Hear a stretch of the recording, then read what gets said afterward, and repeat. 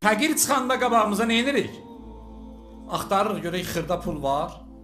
Yoxdursa sədəqə də yoxdur. Elə deyirik, xırda olmayanda sədəqə vermirik də, bu reallıqdır. Bunu qəbul edib də hamısı.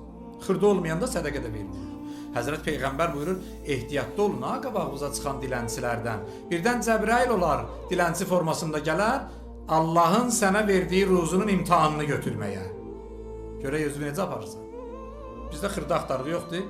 Hətta bəzən deyirik dilənçiyə, qardaş bağışda xırdam yoxdur. Gəlib İmam Həsən ağanın qapısını döyür, fəqir. İmam çıxır qapıya, bəli, salam əleykum, əleykum salam. Nə istəyirsən? Deyir ki, köməyə ehtiyacım var. Deyir, imamın evində 4 divardan başqa heç nə qalmamaq şərti ilə evin bütün əşyalarını bağışladı fəqirə. 4 divardan başqa heç nə qalmamaq şərti ilə. Yerdə, göydə, divarda, taxçada, şkafda nə varsa hamısı. Şkaf qarışıq. 4 dənə divar qaldı bəs, torpaq divarısı.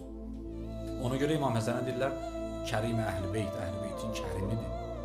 Bunlar bu cür eləyirdilər. Biz amma hara gedirik? Minimala.